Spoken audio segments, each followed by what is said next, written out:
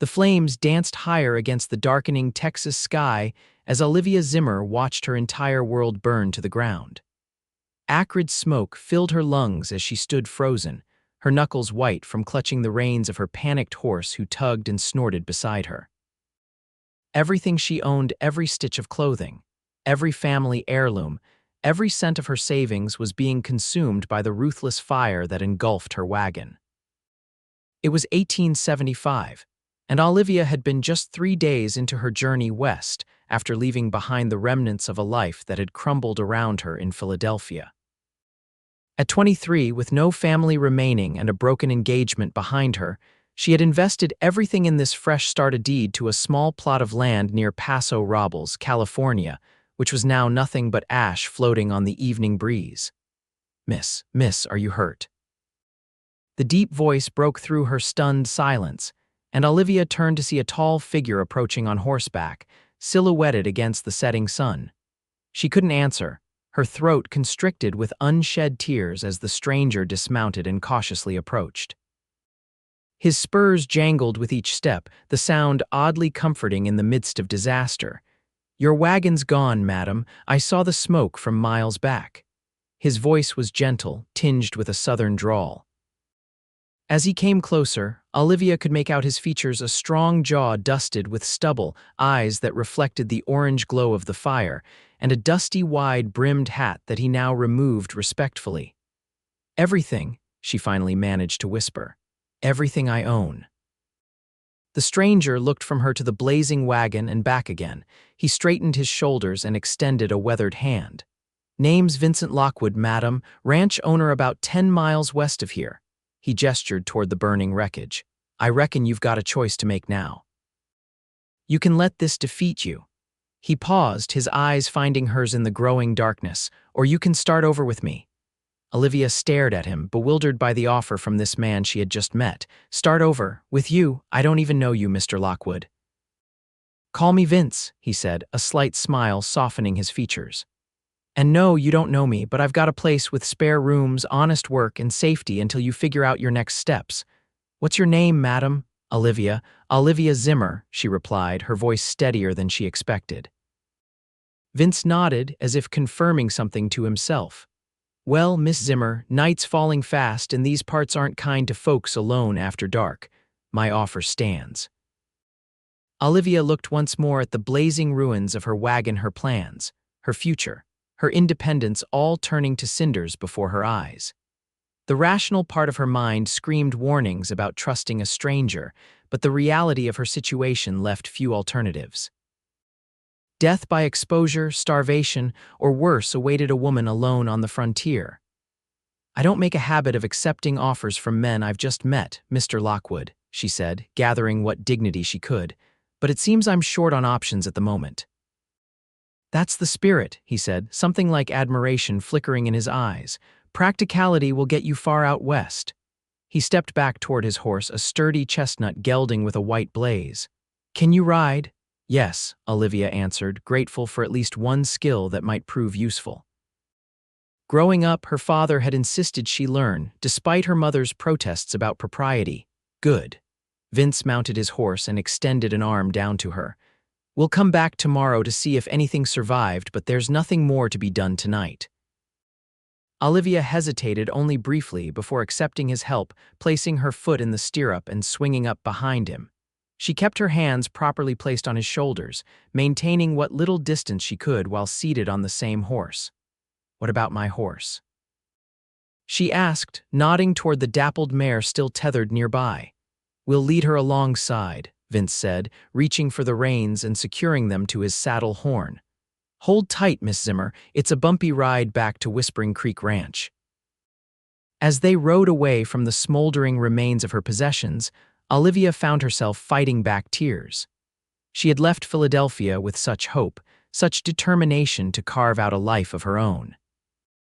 Now she was placing her trust in a stranger, riding into the unknown Texas night with nothing but the clothes on her back. "You're lucky, you know," Vince said over his shoulder as they traveled, the rhythm of the horses' hooves steady beneath them. "Lucky," Olivia echoed in disbelief. "I fail to see how losing everything I own constitutes good fortune, Mr. Lockwood." "You're alive," he replied simply. "I've seen wagon fires take more than possessions. Whatever started it could have been a lantern, cooking fire, maybe even raiders you walked away. Out here, that's what counts."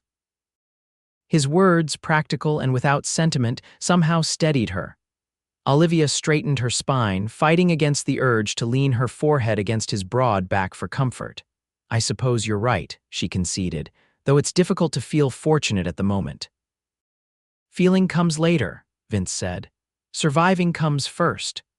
They rode in silence as darkness fully descended, the stars emerging brilliant and clear in a way Olivia had never witnessed in the city. The vastness of the sky was both terrifying and beautiful, much like the situation in which she now found herself.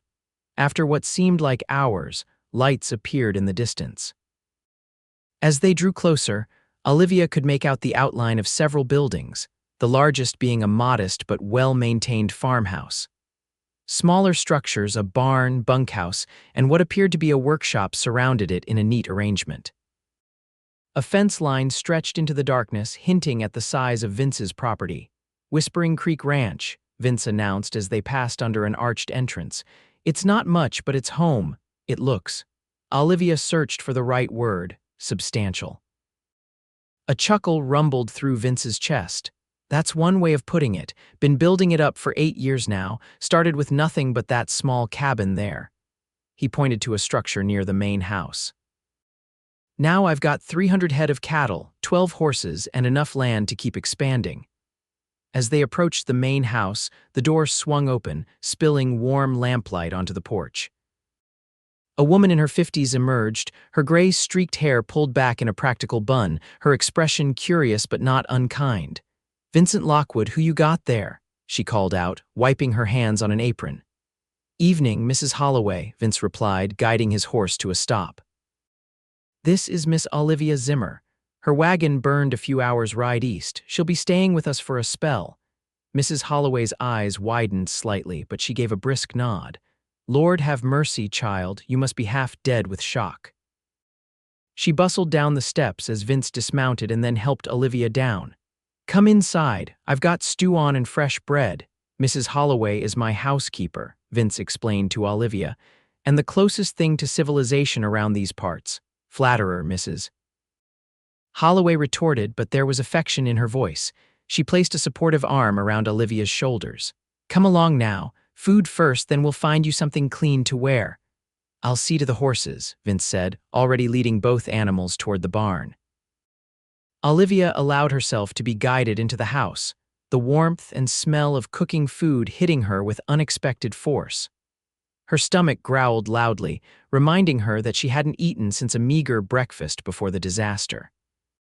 The interior of the house was simple but comfortable solid furniture, clean floors, and signs of care everywhere she looked.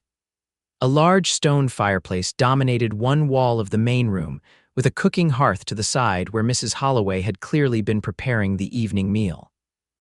"Sit, child," Mrs. Holloway instructed, pointing to a chair at the table. "You look ready to collapse." Olivia didn't argue. Now that she was safe, the full weight of what had happened began to settle on her shoulders. She sat heavily, her hands trembling slightly as she placed them on the table. "Everything?" Mrs. Holloway asked quietly, ladling stew into a bowl. "Everything," Olivia confirmed, her voice barely above a whisper. "My clothes, my mother's jewelry, my father's books, even the deed to my land in California, Mrs." Holloway set the bowl in front of her and pressed a spoon into her hand. "Eat first, worry later, that's my philosophy." The stew was rich and flavorful, and Olivia found herself ravenous once she started eating. By the time Vince returned from the barn, she had finished a bowl and accepted a second, along with thick slices of fresh bread slathered in butter. Vince paused in the doorway, a hint of a smile crossing his features as he watched her eat. "Good to see you have an appetite, Miss Zimmer." Olivia looked up, suddenly self-conscious about her unladylike enthusiasm for the food. "I apologize for my manners. It's been a trying day." "No apologies needed here," he said, removing his hat and hanging it on a peg by the door. He crossed to the wash basin in the corner, rolling up his sleeves to reveal tanned, muscular forearms as he scrubbed the dust of the day from his hands. "Out here," Hearty eating is a virtue, not a vice. Mr. Lockwood has been telling me about your misfortune, Mrs. Holloway said, placing a bowl of stew in front of Vince as he sat down. Terrible business, but the Lord provides. You'll stay here until you get your bearings. Olivia set down her spoon, uncomfortable with their charity despite her desperate situation. I can't impose. Perhaps there's a town nearby where I might find work. Vince shook his head. Nearest town is Dry Creek, 20 miles south, not much there but a general store, saloon, and trouble. He tore off a piece of bread. Besides, we could use the help here, Mrs. Holloway manages the house, but we're short-handed with spring calving underway. I don't know the first thing about cattle ranching, Olivia admitted. I was raised in Philadelphia. My father was a professor of literature. A learned woman, Mrs. Holloway remarked with approval. Can you read and write well, then? Yes, quite well. I was my father's assistant before he passed. Vince exchanged a look with Mrs. Holloway. Perfect. I've been looking for someone to help with the accounts and correspondence. Ranch is growing faster than my ability to keep records of it all. He took a bite of stew, chewed thoughtfully. You help with that, earn your keep, and when you're ready to move on, I'll make sure you get to wherever you're headed safely. It was a fair offer, perhaps even generous under the circumstances. Still, Olivia hesitated, and where would I stay? I noticed no Mrs. Lockwood about. The question hung in the air. Mrs. Holloway coughed delicately. No, Mrs. Lockwood, Vince confirmed, his expression unreadable. Never has been. You'd stay in the guest room upstairs. Mrs. Holloway lives in the room adjacent to it. He met Olivia's gaze directly. Your reputation would be intact if that's your concern. Heat rose to Olivia's cheeks. I meant no offense, Mr. Lockwood. It's just that a woman alone must be cautious. And a wise woman she is for asking, Mrs. Holloway interjected. Rest assured, Miss Zimmer, Mr. Lockwood is a gentleman. I wouldn't have stayed in his employ these 6 years if he weren't. Vince shifted in his chair, clearly uncomfortable with the praise. It's settled then. You'll stay, help with the books, and we'll sort out your next steps when you're ready. He stood from the table. Now, if you ladies will excuse me, I've got to check on a new calf born this morning. After he left, Olivia helped Mrs. Holloway clear the table despite the older woman's protests. As they washed dishes together, Mrs. Holloway offered pieces of information about her new temporary home. Mr. Lockwood built this place from nothing, she said, handing Olivia a plate to dry. Came here when he was barely more than a boy after the war. Whatever he saw or did during those years, he doesn't speak of it, but it changed him, I suspect. He fought for the Confederacy. Olivia asked, her northern upbringing making her wary. Texas sided with the South, but not all Texans agreed, Mrs. Holloway replied carefully. Mr. Lockwood doesn't discuss his service, and I don't ask. What matters is the man he is now, not the uniform he once wore. Olivia nodded, accepting the wisdom in the older woman's words. The war had ended 10 years ago. Old hatreds served no purpose in her current situation. Come, Mrs. Holloway said when they finished, let's find you something to wear. I have a few dresses that might be altered to fit, and tomorrow we can see about proper arrangements. The guest room was small but neat, with a narrow bed, washstand, and small chest of drawers. A window overlooked the ranch yard, and in the moonlight, Olivia could see Vince walking from the barn, his stride purposeful even at this late hour. Mrs. Holloway left her with a nightgown, promising to help her find more suitable clothing in the morning. Once alone, Olivia sat on the edge of the bed, finally allowing the tears she'd been holding back to fall. Everything she had worked for, saved for, planned for gone in an afternoon. The land deed to her property in California, purchased through years of scrimping and saving as her father's health declined, had represented her last hope for independence. Without it, she was adrift again, dependent on the kindness of strangers. Yet even as despair threatened to overwhelm her, Olivia felt a spark of her natural determination return. She was alive. She had shelter for the night and the prospect of honest work tomorrow. It was more than many had. She dried her eyes, changed into the borrowed nightgown, and slipped beneath the quilt. Tomorrow would bring its own challenges, but for now she was safe. As sleep began to claim her, Olivia's last conscious thought was of Vince Lockwood's words, "Start over with me." It wasn't a solution, but it was a beginning. And for tonight, That would have to be enough.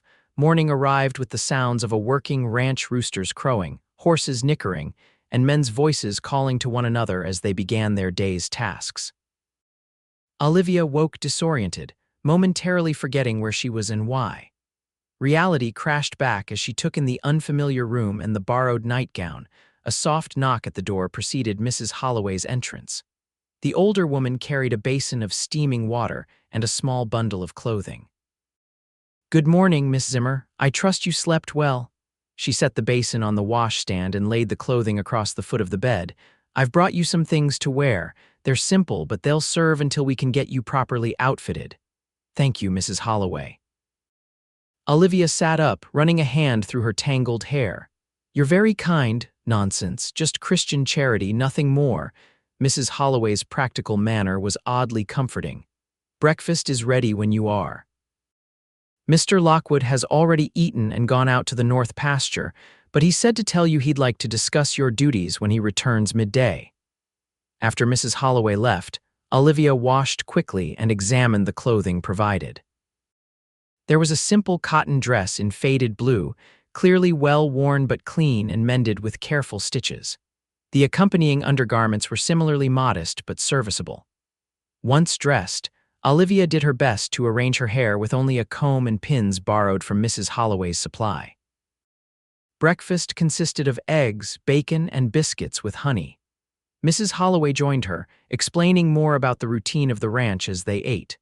Mr. Lockwood employs 5 hands full-time, that's Miguel, his foreman, and the Dawson brothers, Tom and Bill. Then there's young Ali, who's learning the trade, and Jackson, who handles most of the horse training. During calving and roundup, he brings on extra hands as needed. "It seems quite an operation," Olivia remarked, trying to keep the details straight. "It's growing," Mrs. Holloway agreed. "Started with just Mr. Lockwood and Miguel, working from sunup to sundown. Now it's one of the more promising spreads in the county." Pride colored her voice.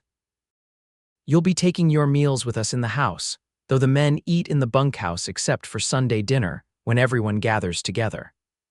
After breakfast, Mrs. Holloway showed Olivia around the main house, pointing out where things were kept and explaining the daily routine.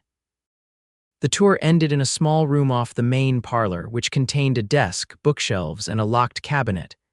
"This is where you'll be working," Mrs. Holloway explained.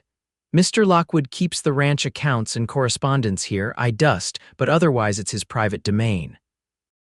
Olivia ran her fingers over the desk's surface, noting the orderly arrangement of papers and ledgers. A photograph in a silver frame caught her eye, a younger Vince in a soldier's uniform, standing beside an older man with the same strong jawline. "His father, Mrs. Holloway said, following her gaze.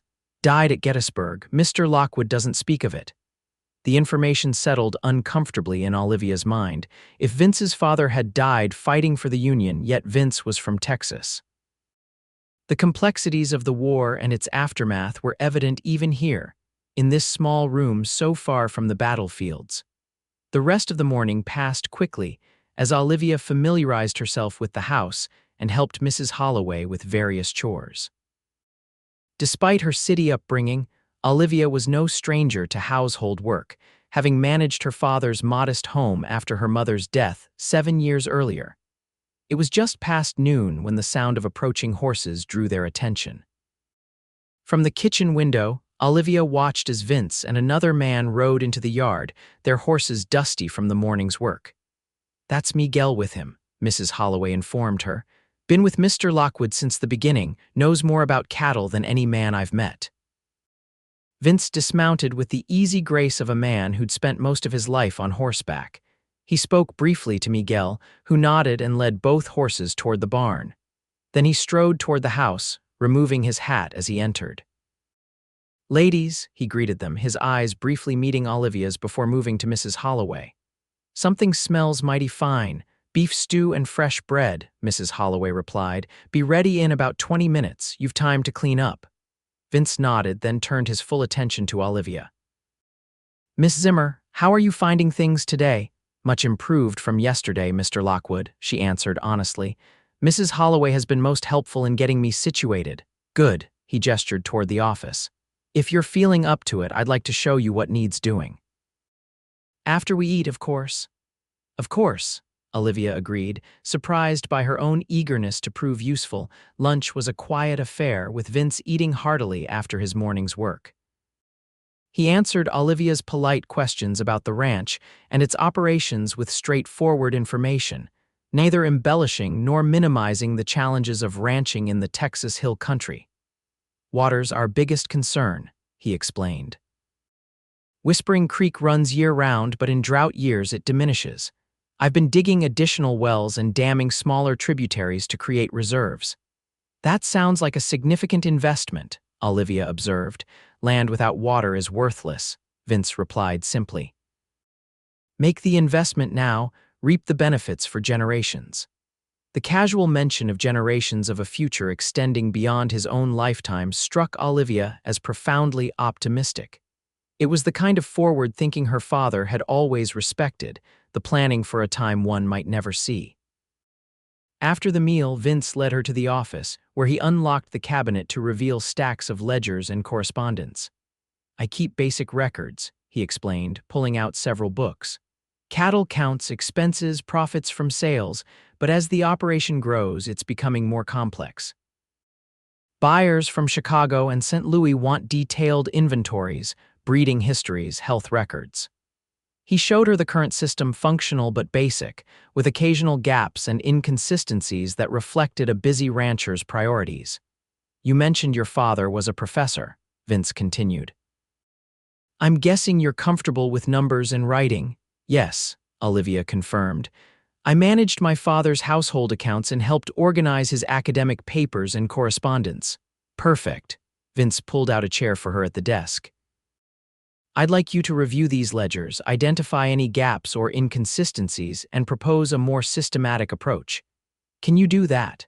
The task was clear, practical, and within her abilities. For the first time since watching her wagon burn, Olivia felt a sense of purpose returning. "I can," she said with confidence. "I'll need to understand more about your operations and expectations, but I believe I can create a system that will serve your needs." Something like approval flickered in Vince's eyes.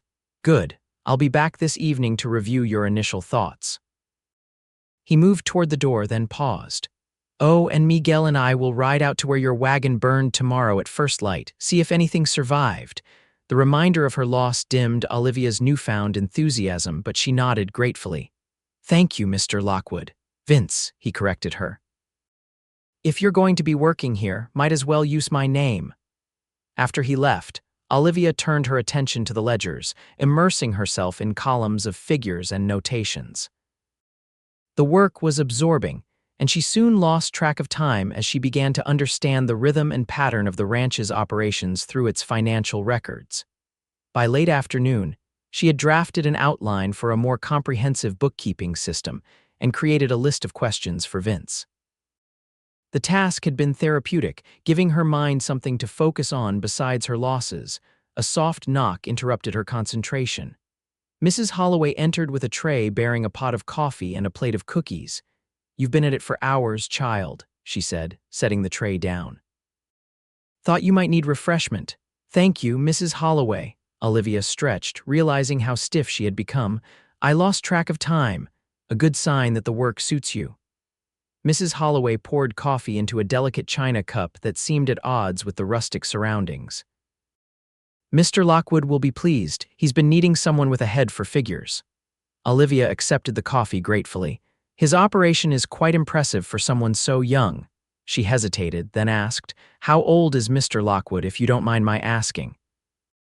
31 last October, Mrs. Holloway replied, arranging cookies on a plate. "Started this place when he was 23, just a boy really, with nothing but determination and the skills he learned working other men's ranches.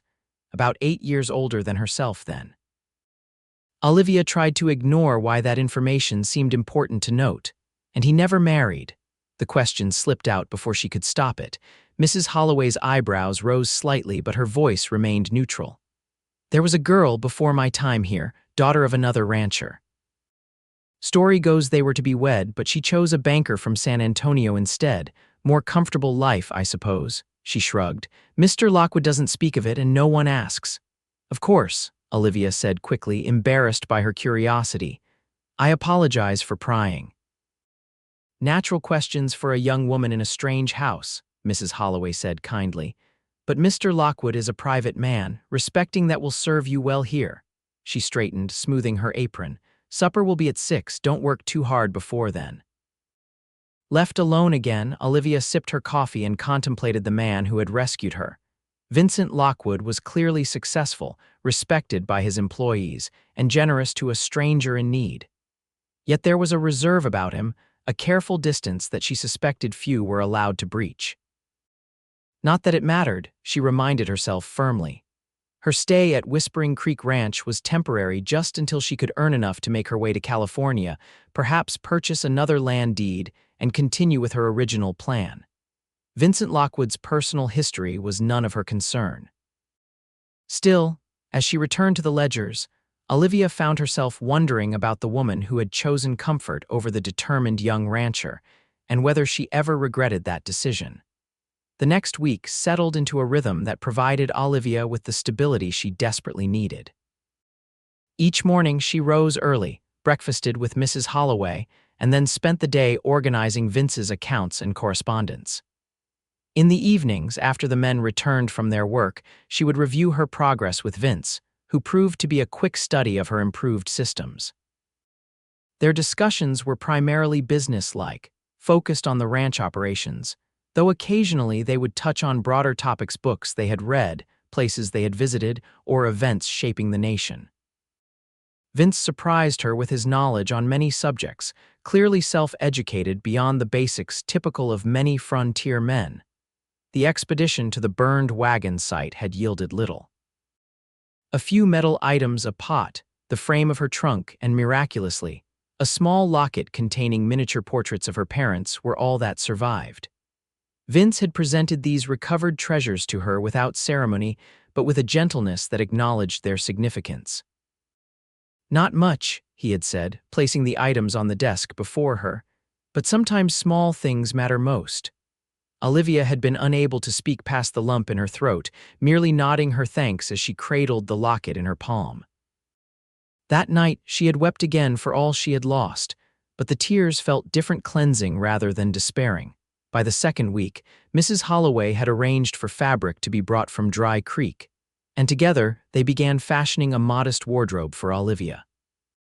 Though the older woman was skilled with a needle, Olivia's finer stitching and eye for detail earned her praise. "You have talented hands," Mrs. Holloway observed as Olivia finished the buttonholes on a new shirtwaist. A blessing in a woman. "My mother insisted I learn," Olivia replied, tying off her thread. "She said a woman should be able to create beauty as well as recognize it." "Wise woman, your mother, she was," Olivia agreed softly. "I was 15 when she died, influenza." Mrs. Holloway nodded sympathetically. "And your father raised you after?" "Yes, though in truth I believe I did more raising of him in those later years. He was brilliant with books but hopeless with practical matters." Olivia smiled at the memory. "When he died last year, I found myself without purpose. The university had no interest in a female assistant, regardless of my qualifications." "So you set your sights westward," Mrs. Holloway concluded. "Bold choice for a young woman alone, bold or desperate," Olivia admitted. "I had few options in Philadelphia. At least out west I thought I might build something of my own." The conversation was interrupted by a knock at the door. Mrs. Holloway rose to answer it, returning moments later with a telegram in hand. "For Mr. Lockwood," she explained, "but he's in the south pasture until evening." "Would you mind taking it to him, Miss Zimmer? I'd go myself, but my knees don't take well to riding these days." Olivia hesitated. She had not left the immediate vicinity of the house since her arrival, nor had she interacted much with the ranch hands beyond polite greetings. "I wouldn't know where to find him," she said uncertainly. "Miguel can take you," Mrs. Holloway assured her. "The telegram's marked urgent, probably from that cattle buyer in Fort Worth." Reluctantly, Olivia agreed.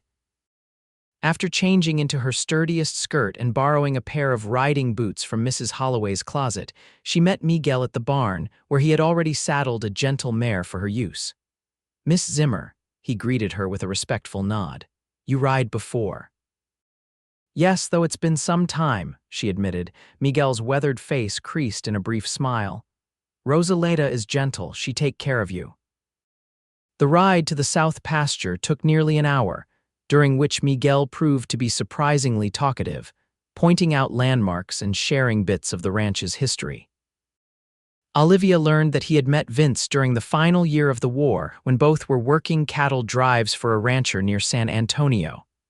Senor Vince, he different from other bosses, Miguel explained as they rode. He listen, he learn, he respect. When he say he build his own ranch, I say I come with him. Pride filled the older man's voice. 8 years now, every year better than before.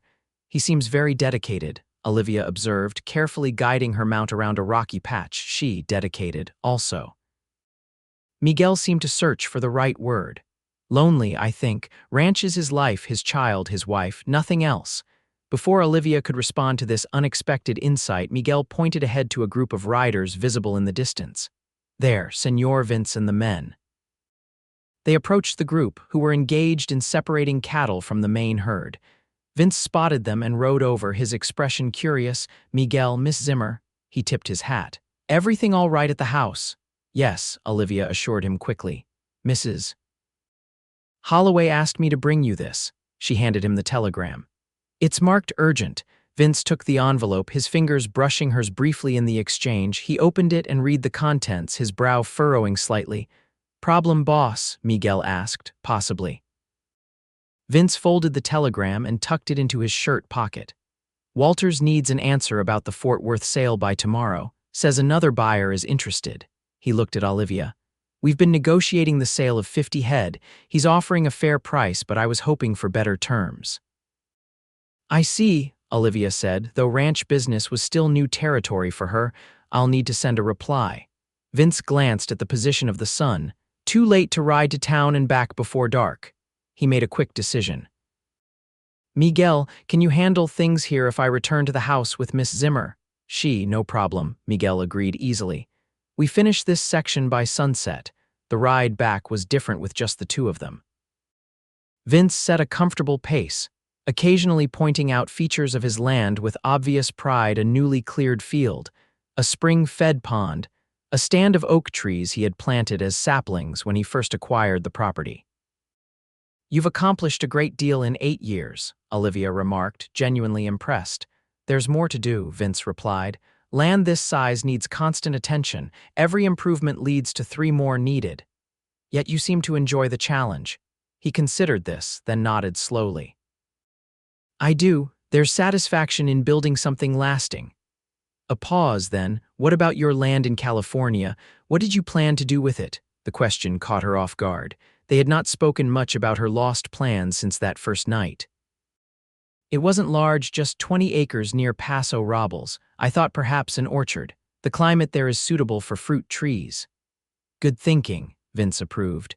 Orchards take time to mature, but they're valuable once established, less labor-intensive than cattle, too. That was my reasoning, Olivia agreed, surprised and pleased by his understanding. As a woman alone, I needed something I could manage with minimal hired help. Vince was quiet for a moment, then asked, No family to join you? No, husband prospects back east. Olivia tensed slightly. No family. As for marriage, she hesitated, uncertain how much to reveal. There was an engagement, briefly.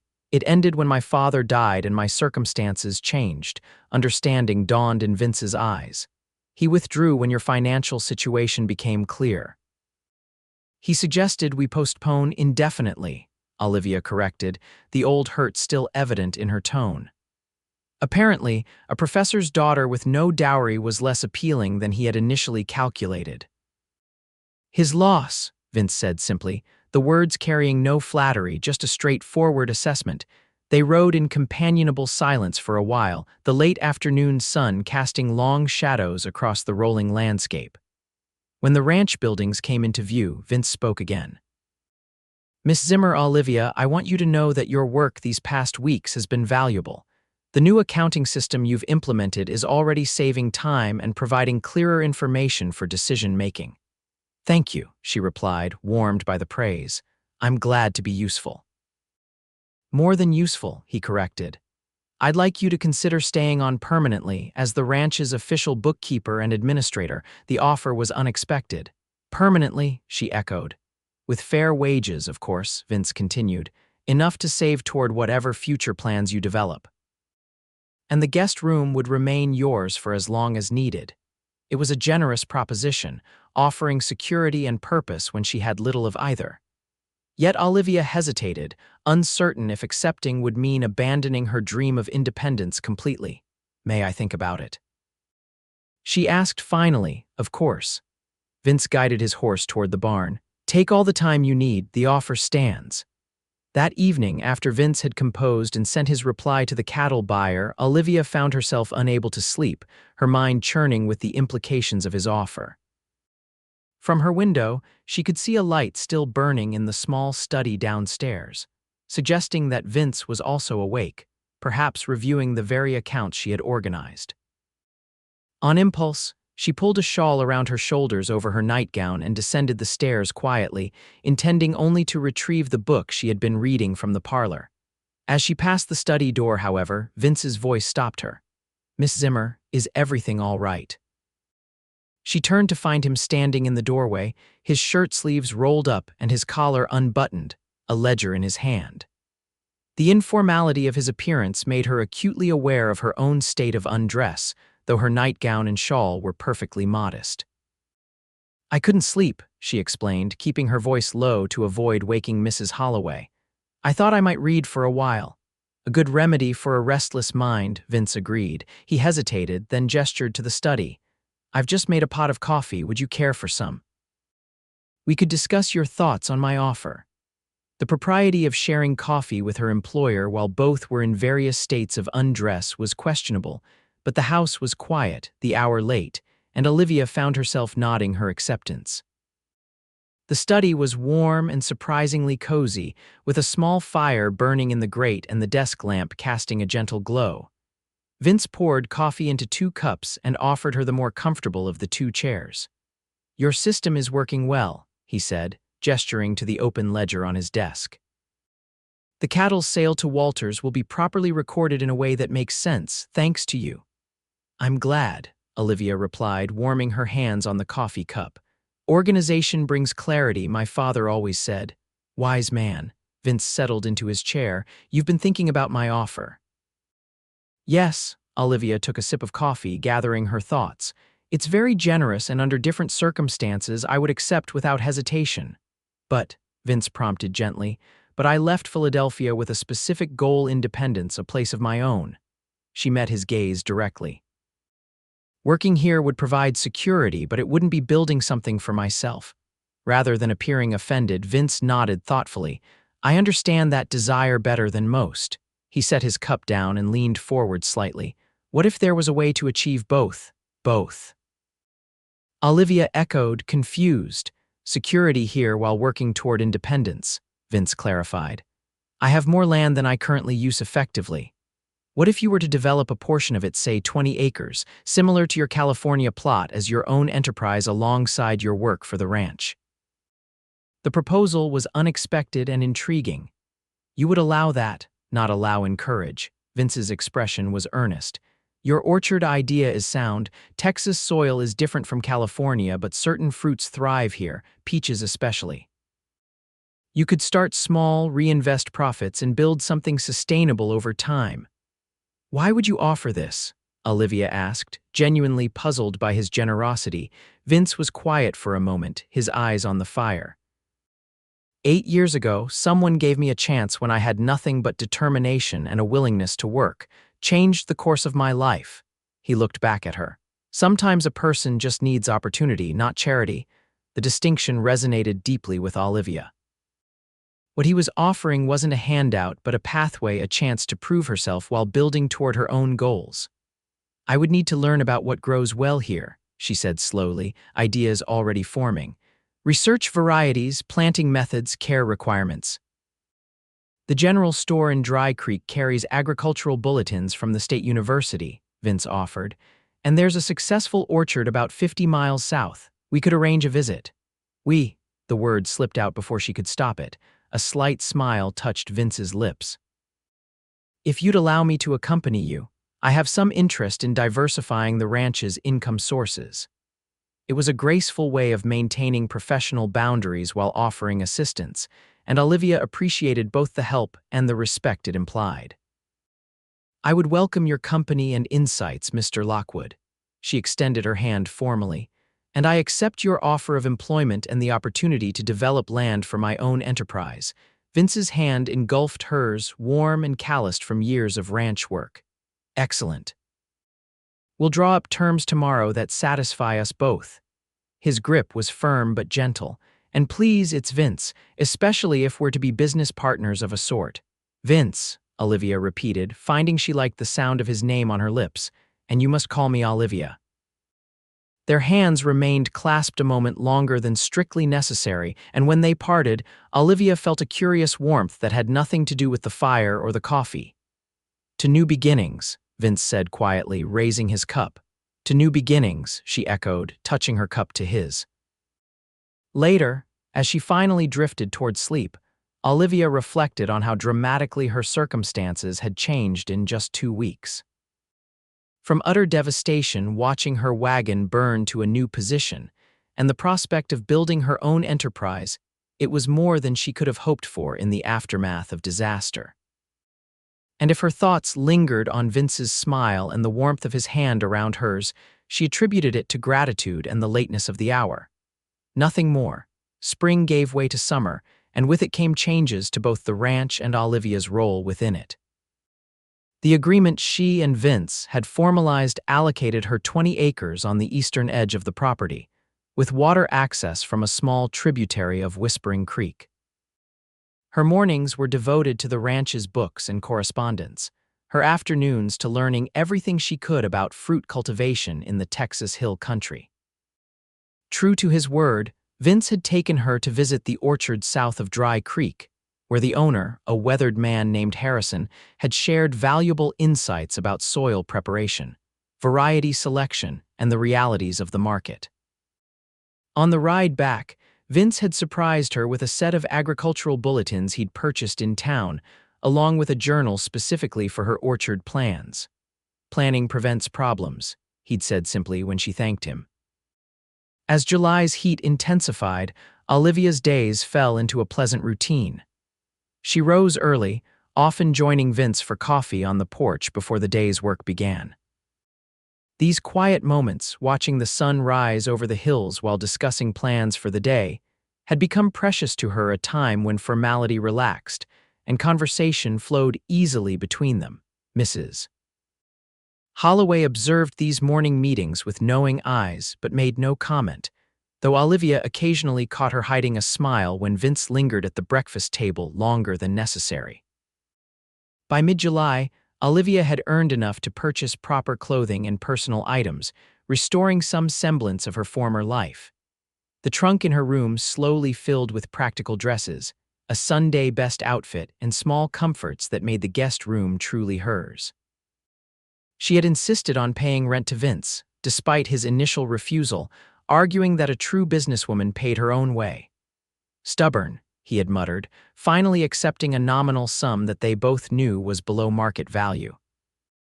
It was on a particularly scorching afternoon when Olivia, having completed her ranch accounting duties, decided to survey her allocated land. She had walked the boundaries with Vince weeks earlier, but now she wanted to take measurements and notes for the orchard layout she was designing. Borrowing a measuring rope and stakes from the barn, she set out on foot, a wide-brimmed hat shielding her from the worst of the sun. The land was promising, gently sloping with good drainage, relatively free of rocks and accessible to water. As she worked, marking potential planting sites with small flags, she became so absorbed in her task that she failed to notice the approaching rider until he was nearly upon her. "Miss Zimmer," a male voice called, startling her from her calculations. "Mighty hot day for surveying." She turned to find Bill Dawson, one of the ranch hands, guiding his horse toward her.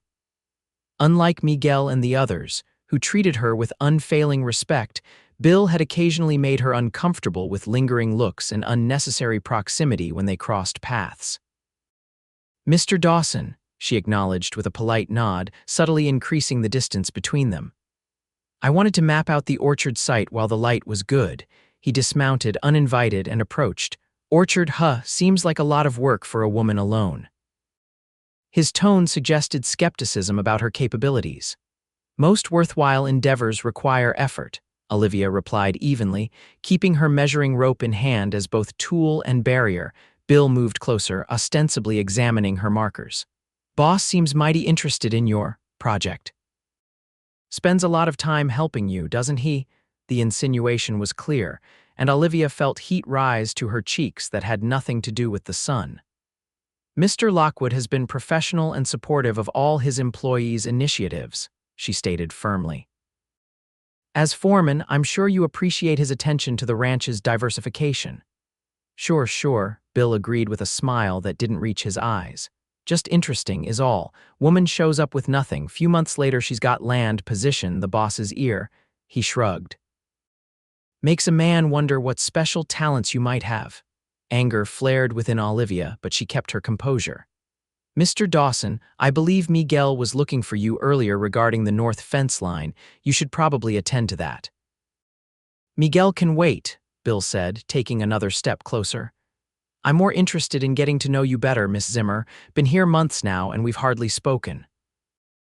Olivia was calculating her options. The house was too far for a quick retreat, and Bill blocked the most direct path when another horse approached at a gallop. Relief washed over her as Vince pulled his mount to a stop beside them, dust billowing around the animal's hooves. Dawson, Vince's voice carried a sharp edge she had never heard before. Thought you were checking fence lines today. Bill straightened, a flicker of unease crossing his features. Just finished the west section, boss. Saw Miss Zimmer out here alone and thought I'd make sure she was all right in this heat. Thoughtful, Vince replied, his tone making it clear he didn't believe the explanation. Miguel needs you at the north pasture. Now, the dismissal was unmistakable. Bill nodded stiffly, mounted his horse, and rode off without another word to Olivia. Once he was out of earshot, Vince dismounted and approached her, concern evident in his expression. You all right?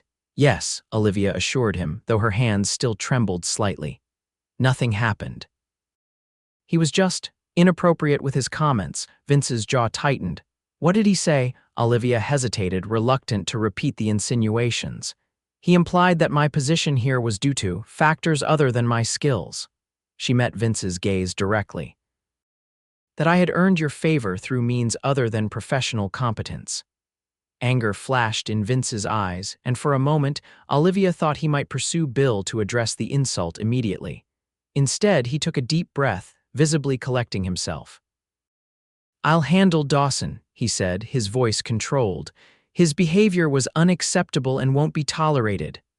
I don't want to cause problems, Olivia said quickly. The men have worked for you much longer than I have. That doesn't entitle them to disrespect anyone on this ranch, Vince replied firmly. Especially not you. The simple declaration, especially not you, sent an unexpected warmth through Olivia. Thank you, she said quietly, for intervening. Vince nodded, then glanced at her surveying work. Your orchard planning?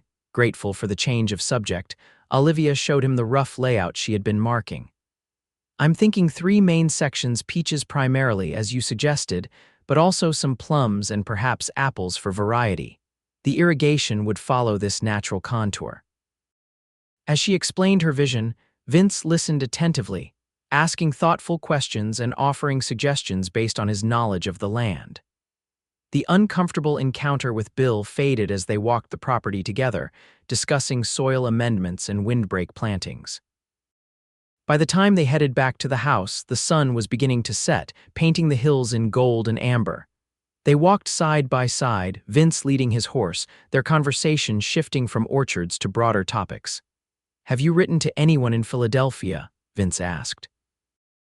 Let them know you're settled. There's no one left to write to, Olivia admitted.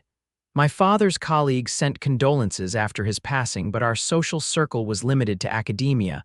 When that door closed to me, so did those relationships. And your former fiancé. The question was casual, but Olivia sensed an underlying interest. William is likely married by now to someone with better financial prospects. she replied, surprised by her lack of bitterness. His last letter made it clear he had responsibilities to his family name that precluded waiting for me to establish security. His loss, Vince said, echoing his comment from weeks earlier. Perhaps it was mine as well at the time, Olivia reflected. But now. She gestured to the land around them, to her surveying flags visible in the distance. Now I can't imagine that life, being a Philadelphia society wife, concerned with calling cards and charity committees. No regrets about the path not taken? Olivia considered the question seriously. Regrets about losing my parents, yes, about the wagon fire and the setbacks it caused, but about William, about leaving Philadelphia, she shook her head. No, those led me here, and despite everything, I find I'm content. Vince's smile was warm, genuine. Good. Contentment is undervalued, I think. People chase excitement, wealth, status, but contentment, that's rarer and more valuable. Is that what you found here? Olivia asked, curious about his own journey. Most days, he acknowledged. Building something from nothing, seeing it grow year by year, there's deep satisfaction in that. He paused, then added more quietly, but contentment isn't the same as completeness. The admission seemed to surprise even him, and he fell silent as they approached the ranch house, where lanterns were already being lit against the gathering dusk. That evening, Olivia found herself reflecting on Vince's words as she prepared for bed. Contentment versus completeness. She understood the distinction he had drawn. Her own contentment with her new situation was genuine, yet she too felt the absence of something more personal, more profound. For the first time, she allowed herself to acknowledge the growing feelings she had been carefully suppressing.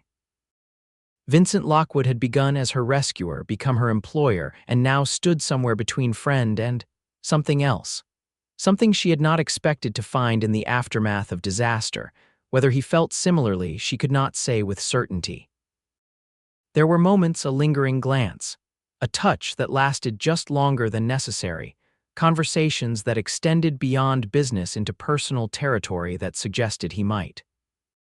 But Vince was cautious by nature, and she suspected his experience with the woman who had chosen another had left him wary of risking his heart again. As summer progressed into autumn, life at Whispering Creek Ranch continued to evolve. True to his word, Vince had addressed Bill Dawson's behavior, though Olivia never learned exactly what was said. She only knew that Bill now treated her with formal politeness and kept his distance, while the other hands seemed to have closed ranks around her protectively, especially Miguel, who often found reasons to check on her when she was working on her orchard site. October brought cooler temperatures and the cattle sale that Vince had been planning for months. The day before the buyers were to arrive, the entire ranch was in motion, with hands preparing the selected cattle, Mrs. Holloway cooking for the expected guests, and Olivia ensuring all the paperwork and accounts were in impeccable order. 50 head at the negotiated price will allow for the well expansion and new fencing, she confirmed, reviewing the figures with Vince in the study. Plus a reserve for unexpected expenses. And your orchard preparations? He asked, leaning against the desk beside her chair. Have you calculated those costs? Yes, though the major expenses won't come until spring planting. Olivia showed him her separate ledger. I've saved enough for the initial soil work and some basic tools. Vince studied her calculations, then shook his head slightly. You're underestimating the cost of irrigation equipment. Those pumps Harrison recommended will run at least 20% more than you've budgeted. Olivia frowned. That would delay planting until I can save the additional funds. Or, Vince suggested, we could consider it a ranch investment in diversification. The orchard benefits both your enterprise and the ranch's long-term stability. I can't accept that, Olivia protested. The agreement was clear: the land is available for my use, but the development costs are my responsibility. Agreements can be amended when both parties see mutual benefit, Vince countered. Call it a loan if your pride requires it, repayable from first harvests. Their gazes locked in a silent battle of wills. Olivia's independence warred with practicality, while Vince's expression remained patient but determined. A loan, she finally conceded, with interest and formal terms. If you insist, Vince agreed, amusement touching his eyes. Though I seem to recall someone once telling me that partnerships require flexibility. Using my own words against me is unfair, Olivia complained, though she couldn't help smiling. All's fair in business, and he stopped abruptly, as if catching himself before completing the familiar phrase. An unexpected tension filled the small space between them. Olivia was acutely aware of his proximity, of the clean scent of soap and leather that always seemed to surround him, of the way the lamplight caught the golden flecks in his hazel eyes. The moment stretched, balanced on the edge of something new until a knock at the study door broke the spell. Mrs. Holloway entered without waiting for a response, a telegram in her hand. "Just arrived from town," she announced, giving it to Vince. The buyer's representative brought it out. Vince opened it, read the brief message, and sighed. Walters can't make it himself, sending his nephew instead. He handed the telegram to Olivia. "Young man, first big transaction, will need to be patient with him." "At least they're still coming," Olivia pointed out. "The deal can proceed." "Yes, though I'd prefer dealing with Walters directly." Vince rubbed the back of his neck, a gesture Olivia had come to recognize as a sign of tension. "I should go welcome our early guest, make sure he's settled in the bunkhouse." After he left, Mrs. Holloway lingered, her shrewd eyes taking in Olivia's flushed cheeks and the papers scattered somewhat haphazardly on the desk. "Figures all adding up?" she asked innocently. "Yes, quite well," Olivia replied, busying herself with organizing the documents. Mrs. Holloway's tone suggested she was calculating something entirely different. "You know, in the 6 years I've worked for Mr. Lockwood, I've never seen him take such interest in anyone's plans but his own." Olivia kept her eyes on her work. "He's been very supportive of the Orchard initiative. It makes good business sense for the ranch." "Business sense?" Mrs. Holloway nodded slowly. "Of course, though I've noticed business discussions seem to require an awful lot of time on the porch at sunrise these days." Heat crept up Olivia's neck. "The early morning is peaceful. Good for clear thinking." "Indeed it is," Mrs. Holloway agreed with a knowing smile. "Well, I'd best see to dinner. Our guest will be joining you and Mr. Lockwood at the house tonight, being Walters's nephew and all." The prospect of dining with a stranger after months of quiet meals with just Vince and occasionally Mrs. Holloway was disconcerting. "I should change then," Olivia said, rising from the desk. "The blue dress, I think," Mrs. Holloway suggested. "It brings out your eyes." She paused at the door. "Though I suspect Mr. Lockwood would notice them regardless." Before Olivia could formulate a response, the housekeeper was gone, leaving her to contemplate the implications of the older woman's observations. The dinner that evening proved to be unexpectedly challenging. Walters's nephew, Edward, was a polished young man from San Antonio, clearly educated at expensive Eastern schools and uncomfortable with the rustic surroundings of the ranch. His manners were impeccable, his conversation polished, and his attention to Olivia throughout the meal increasingly pointed. "Miss Zimmer, I must say it's refreshing to find such cultivated company in these remote parts," Edward remarked as they enjoyed Mrs. Holloway's apple pie. "You mentioned you're from Philadelphia. My time at Harvard allowed me several visits to that fine city."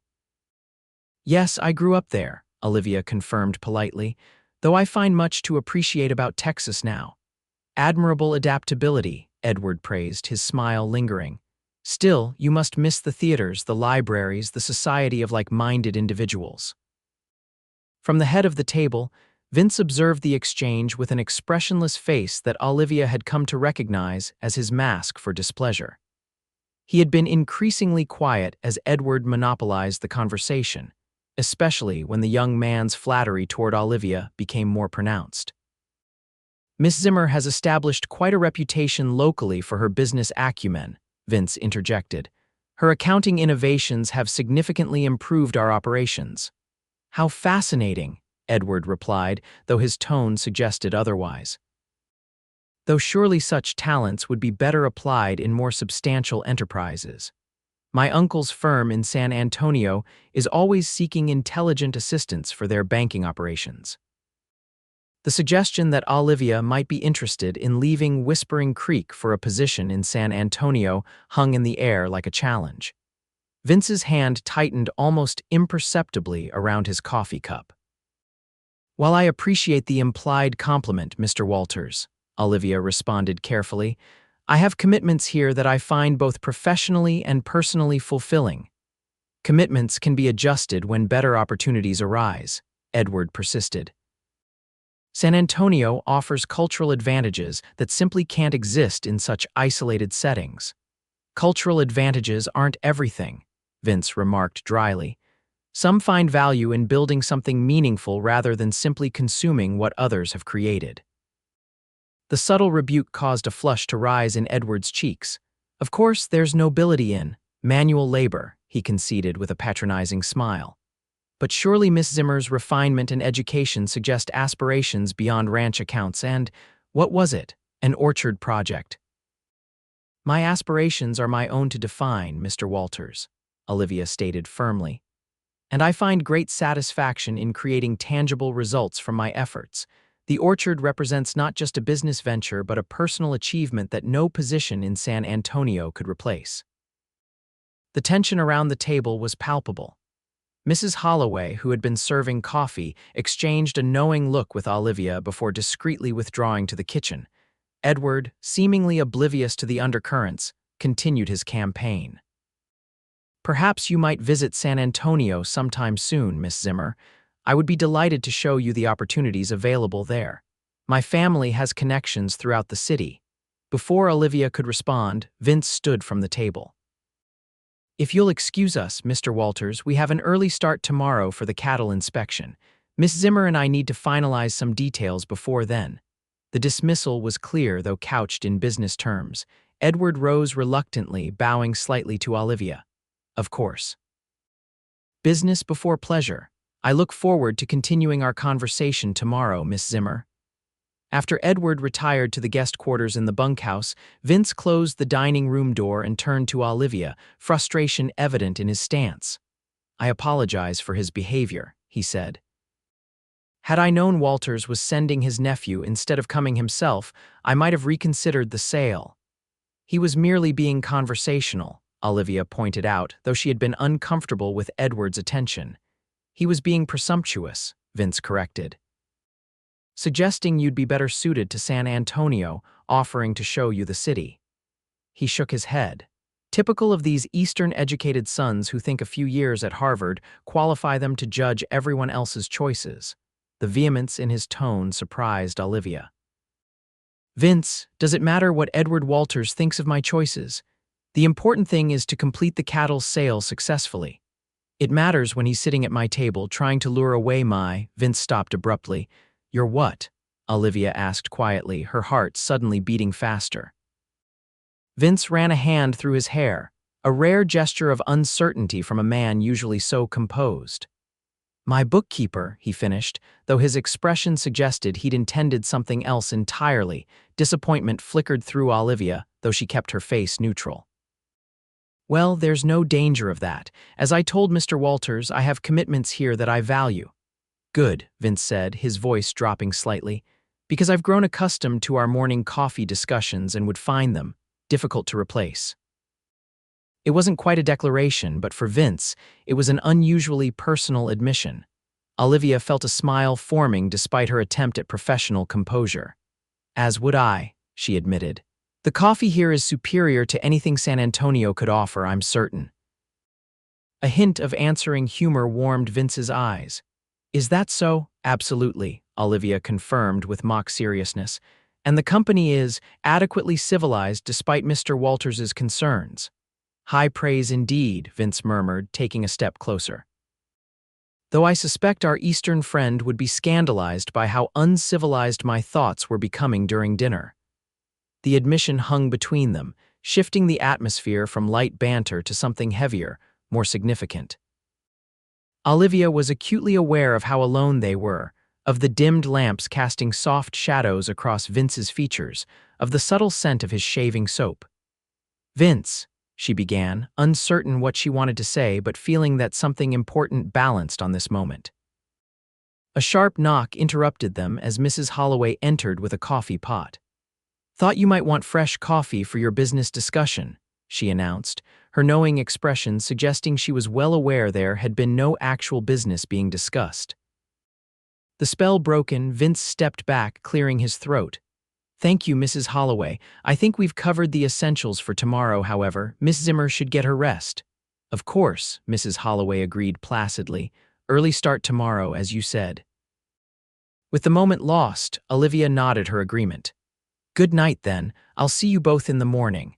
As she climbed the stairs to her room, Olivia's mind raced with the implications of what had almost happened.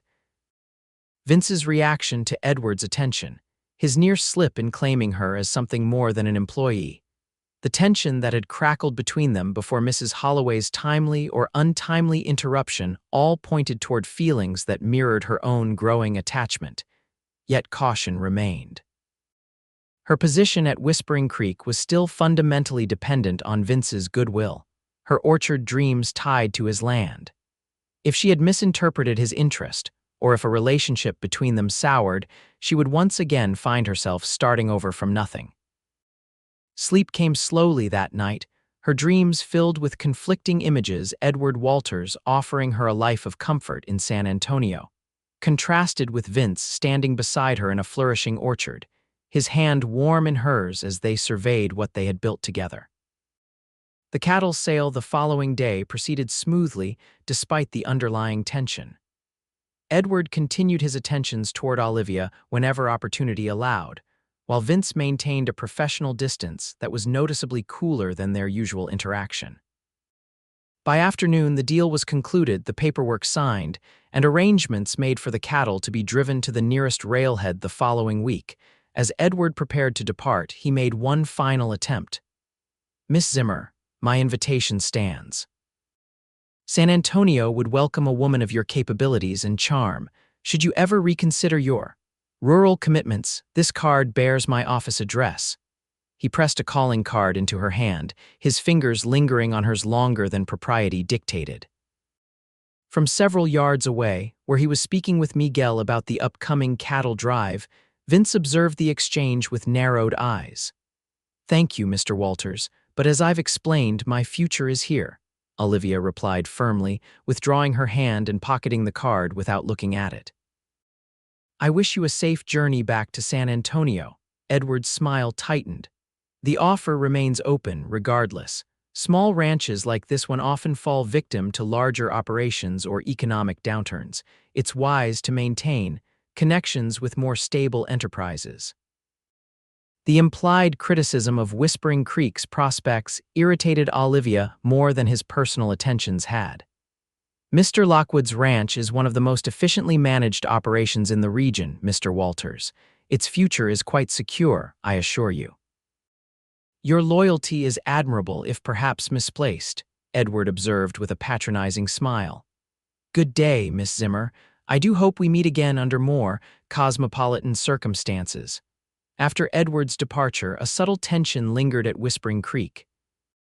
Vince immersed himself in preparations for the cattle drive, while Olivia focused on updating the accounts to reflect the substantial income from the sale. Their morning coffee ritual continued, but conversations remained carefully centered on ranch business, the near intimacy of the previous evening seemingly forgotten or deliberately set aside. It was Mrs. Holloway who finally broke the stalemate, cornering Olivia in the kitchen 3 days after Edward's departure. "This has gone on quite long enough," she announced, hands firmly planted on her hips. "You and Mr. Lockwood dancing around each other like skittish colts." "I'm sure I don't know what you mean," Olivia protested, though her cheeks warmed traitorously. "Nonsense. That young man from San Antonio did you both a favor, bringing matters to a head, and now you're both retreating instead of addressing what's plain as day." "Which is what exactly?" Olivia asked, abandoning the pretense of ignorance. Mrs. Holloway's expression softened. "That you care for each other, child, more than employer and employee, more than friends even, has been obvious for months to anyone with eyes." Olivia sank onto a kitchen chair, the familiar worry surfacing. "Even if that were true, my position here is complicated. I depend on Vince, on Mr. Lockwood for my livelihood, my future plans, my very home at present." "And you think that makes your feelings somehow less valid?" Mrs. Holloway shook her head. Life is complicated, child. Relationships even more so, but avoiding truth for fear of complication rarely leads to happiness. What would you have me do? Olivia asked, genuine uncertainty in her voice. I can hardly approach my employer and declare feelings that may not be reciprocated. Perhaps not, Mrs. Holloway conceded, but you might consider whether remaining silent serves either of you well. She patted Olivia's shoulder gently. He's in the east pasture, checking the creek levels after yesterday's rain. Might be a good opportunity for a private conversation away from curious ears. The suggestion was clear, and though Olivia's instinct was to refuse, a deeper part of her recognized the wisdom in Mrs. Holloway's counsel. The uncertainty was becoming its own burden, affecting both her work and her peace of mind. I'll think about it, she promised, though already she was calculating which horse to saddle for the ride.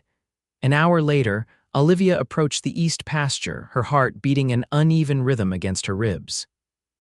She had changed into her riding skirt and a simple blouse, her hair secured in a practical braid for the journey. The afternoon sun was warm despite the autumn date, and the landscape glowed with the golden light particular to October in the hill country. She found Vince exactly where Mrs. Holloway had suggested standing by the creek that gave the ranch its name, making notes in a small book as he assessed the water level. He looked up at the sound of her horse approaching, surprise and something warmer flickering across his features. Olivia, he greeted her, closing his notebook. Everything all right at the house? Yes, she assured him, dismounting smoothly. I thought I might check on my orchard site while the weather's good, see how the recent rain affected the drainage patterns we discussed. It wasn't entirely a fabrication she had been planning such an assessment, but they both knew her land lay in the opposite direction. Good thinking, Vince replied, playing along, though you're a bit off course if that's your destination. Olivia secured her horse's reins to a nearby tree branch and approached him, summoning courage with each step. Actually, I was hoping to find you. Mrs. Holloway mentioned you'd be out here. Did she now? A hint of amusement touched Vince's eyes. And what did our esteemed housekeeper suggest you needed to find me for? She seems to think we need to have a conversation, Olivia admitted, stopping a few feet away from him. About recent developments. Recent developments, Vince echoed, his expression turning more guarded. You mean Walters's offer? Are you reconsidering San Antonio? The question caught Olivia off guard. San Antonio? No, of course not. Why would you think that? Vince shrugged, his casual posture belied by the tension in his shoulders. It would be understandable. A city offers opportunities a ranch can't match: comfort, culture, society. He hesitated, then added more quietly, the company of men like Edward Walters, educated, refined. Suddenly, Olivia understood. Despite his confidence in business matters, Vince harbored insecurities about his background compared to her Eastern upbringing. The realization gave her courage. If I wanted that life, I would never have left Philadelphia, she said firmly. Edward Walters represents exactly the kind of future I rejected: prescribed, predictable, defined by social expectations rather than personal fulfillment. Hope flickered in Vince's eyes, quickly guarded. What future do you want then? Still California and your own orchard? It was the crucial question, forcing Olivia to articulate what had been evolving in her heart these past months. I want a future I build with my own hands, she began slowly. One with purpose and meaning where I create something lasting. She took a deep breath. But I've discovered that such a future feels incomplete without someone to share it with, someone who understands both the struggle and the satisfaction of building something from nothing. The implication hung between them, clear but not yet explicitly stated. Vince took a step closer, close enough that Olivia could see the flecks of gold in his hazel eyes, the slight tremor in his usually steady hands. Olivia, he said, his voice rough with emotion, when I found you by that burning wagon, I offered you a chance to start over with me because I needed help with the ranch books. At least that's what I told myself. And now, she prompted softly, now I know it was something else entirely. Vince's gaze held hers, open and vulnerable in a way she had never seen before. Something I wasn't ready to acknowledge then, something I've been fighting against because I feared it would complicate what we've built professionally, or worse, that you would reject it outright. Tell me, Olivia urged, her heart hammering so loudly she was certain he must hear it. I care for you, Vince said simply. Not as my bookkeeper, not as my tenant, not even as my friend, though you are all those things. I care for you as a man cares for a woman he hopes might someday consider becoming more than all those things. The declaration, unembellished but profoundly sincere, brought tears to Olivia's eyes. I care for you too, she whispered. I have for some time now. Relief and joy transformed Vince's features. Even knowing my background, that I'm not college educated, that my hands are rough from work, that I'll never be as polished as men like Edward Walters. Especially knowing all of that, Olivia assured him, reaching out to take his weathered hand in hers. Your hands tell the story of a man who builds rather than inherits, who works alongside those he leads, who understands the value of labor and perseverance. Vince's fingers closed around hers, warm and sure. There will be talk, he warned. About how you came here with nothing, dependent on my charity. Some will say you're attaching yourself to security, or that I'm taking advantage of your situation. Let them talk, Olivia replied with newfound confidence. We know the truth. And the truth is that we found each other when neither was looking, when both had reasons to be cautious, yet something stronger than caution grew between us anyway. For a moment they stood in silence, hands clasped, the magnitude of what they were acknowledging settling around them like the golden afternoon light. Then Vince raised his free hand to gently cup Olivia's cheek. May I kiss you, Olivia Zimmer? He asked, his voice barely above a whisper. In answer, Olivia rose onto her toes and pressed her lips to his, a kiss that began tentatively but quickly deepened with months of suppressed longing. Vince's arms encircled her waist, drawing her closer, while Olivia's hands found their way to his shoulders, solid and steady beneath her touch. When they finally parted, both breathing unsteadily, Vince rested his forehead against hers. Not how I planned this conversation, he admitted with a soft laugh. How did you plan it? Olivia asked, curious. With more dignity and less desperation, he confessed. Perhaps after the orchard was established, when you were fully independent and couldn't possibly be accused of choosing me out of necessity. Olivia shook her head slightly, smiling. Always the honorable man, but some things can't wait for perfect circumstances, Vince. Life is too uncertain, as my burning wagon rather dramatically demonstrated. True enough, he acknowledged, brushing a strand of hair from her face with gentle fingers. So where do we go from here? Forward together, Olivia suggested. We continue building what we've started, the ranch, the orchard, and now this as well. She gestured between them. Though perhaps with fewer business discussions over morning coffee and more personal conversations. Vince's smile was radiant, transforming his usually serious features. I'd like that very much. He took both her hands in his. Olivia Zimmer, would you do me the honor of courting officially, with all the proper respect and consideration your character deserves? The formal request, so characteristic of Vince's old-fashioned sense of propriety, touched Olivia deeply. Yes, Vincent Lockwood, I would be delighted to be courted by you, officially and properly. They sealed this new understanding with another kiss, this one sweeter and more confident than the first. As they rode back to the ranch house side by side, the setting sun bathing the landscape in amber light, Olivia marveled at the journey that had brought her to this moment. From the devastation of watching her wagon burn with everything she owned inside to finding not just shelter and work, but a home and a heart that complemented her own. It was a path she could never have imagined that fateful evening. Yet somehow, in the wild unpredictability of life, disaster had led to destiny. Mrs. Holloway was waiting on the porch when they returned, her knowing smile confirming that their changed relationship was already evident. About time, was all she said as they dismounted, but the approval in her voice was unmistakable. The following weeks brought a gentle transformation to life at Whispering Creek Ranch. Vince and Olivia's courtship, conducted with proper respect for convention but warmed by their growing affection, became the quiet heart of the household. Their morning coffee ritual expanded to include evening walks when weather permitted, and Sunday afternoon rides to explore the far reaches of the ranch property. Word of their relationship spread through the small community, generating the expected mixture of approval and speculation. Miguel and most of the hands seemed genuinely pleased, treating the development as the natural conclusion to a story they had watched unfold. Bill Dawson, never fully comfortable around Olivia since Vince's intervention, requested a transfer to a ranch further south and departed without ceremony.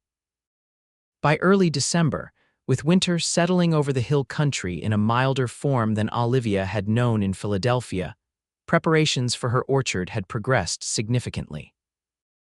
The land had been cleared and prepared for spring planting, with the irrigation system Vince had helped finance nearly complete. Saplings had been ordered from nurseries in San Antonio and Austin, selected for their suitability to the local climate and soil conditions.